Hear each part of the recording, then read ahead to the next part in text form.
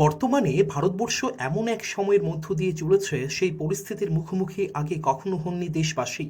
এমন দুর্দশা আগে কখনো আসেনি দেশে। এমনই উদ্বেগের কথা শোনালেন সিপিএমের সাধারণ সম্পাদক সীতারাম ইয়েচুরি।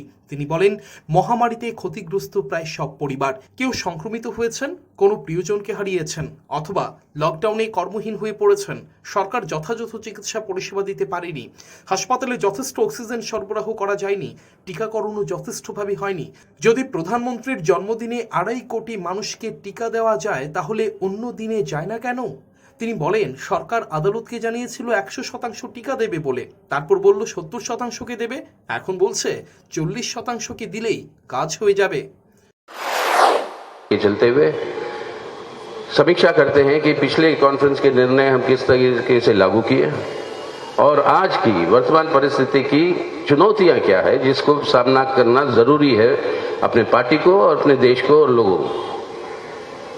और इस संदर्भ में अगर देखें तो इतनी गंभीर चुनौतियां शायद आजादी के बाद इस तरीके से पेश नहीं हुई देश के सामने, लोगों के सामने और पार्टी के सामने, जिस तरीके से आज पेश हो रही है।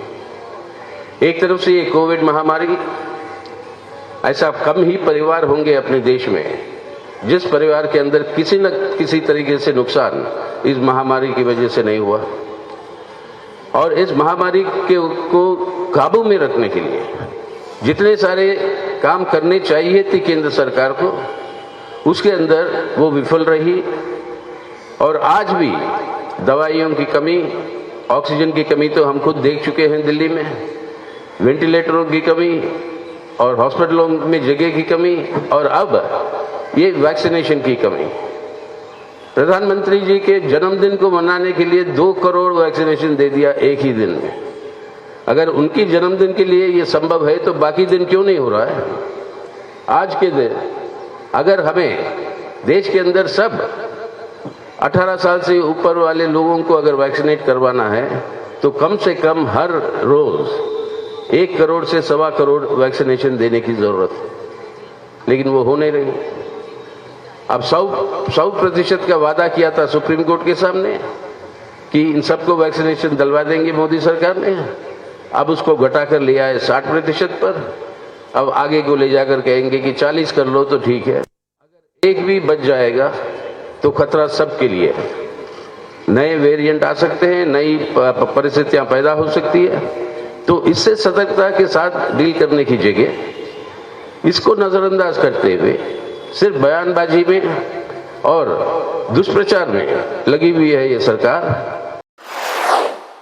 শুক্রবার দিল্লির রানী ঝাঁসি রোডের আম্বেদকর ভবনে সিপিএম দিল্লি রাজ্য ষোড়শ সম্মেলনের প্রকাশ্য সভায় বক্তব্য রাখেন তিনি। পার্টির পলিট ব্যুরো সদস্য বৃন্দা কারাতো ভাষণ দেন। এই সম্মেলন দিয়ে শুরু হয় সম্মেলনের পর্ব। প্রকাশ্য সভায় ইয়েচুরির শঙ্কা, প্রধানমন্ত্রী মার্কিন সফরে গিয়ে আরও কি বিক্রি করবেন জানা নেই। ফোর্ডের মতো বিদেশি সংস্থা কারখানা গুটিয়ে নিচ্ছে। জেনারেল মোটরস হার্লে ডেভিডসনও তাই করেছে। হার্লে ডেভিডসনের কর ছাড়ের জন্য ট্রাম্প ফোন করেছিলেন। 40 কোটি লোক কাজের অপেক্ষায় আছে, অথচ গত 1 বছরে মাত্র 45,000 নতুন চাকরি তৈরি হয়েছে। তার অভিযোগ, রাষ্ট্রীয় সব সংস্থাকে ওরা বেসরকারি হাতে বেচে দেবে। এরপর বেসরকারি সংস্থা রাস্তা, ট্রেন, জনপরিষেবা থেকে বেশি মাসুল নেবে। ব্যাংকের সম্পদও লুট হচ্ছে, জনগণের টাকা লুট হচ্ছে। आर्थिक संप्रभुता ही देखिए, आज अमेरिका में है प्रधानमंत्री और सभी लोगों को यही शक है कि पता नहीं अब और क्या बेच के आएगा वहां से, और क्या बचा हुआ है देश में बेचने के लिए। अब ऑलरेडी शुरू कर दिया वहां पे बड़े बड़े कंपनियों के मालिकों से मिलना।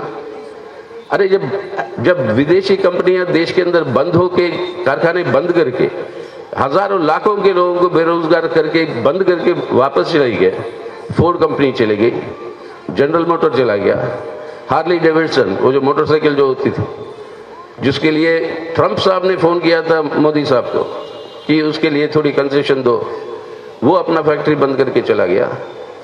सो कंपनियां बंद करके जा रहे क्योंकि यहां पर आर्थिक हालत इस प्रकार है कि कोई खरीदने की क्षमता है ही नहीं लोगों के हाथ में। जब पूंजीवादी व्यवस्था में कोई वस्तु का उत्पादन होता है, अगर वो बिकता नहीं है तो ना आर्थिक विकास होगा ना मुनाफा होगा। अगर वो बिकना है तो लोगों को खरीदने की क्षमता होनी चाहिए हाथ में।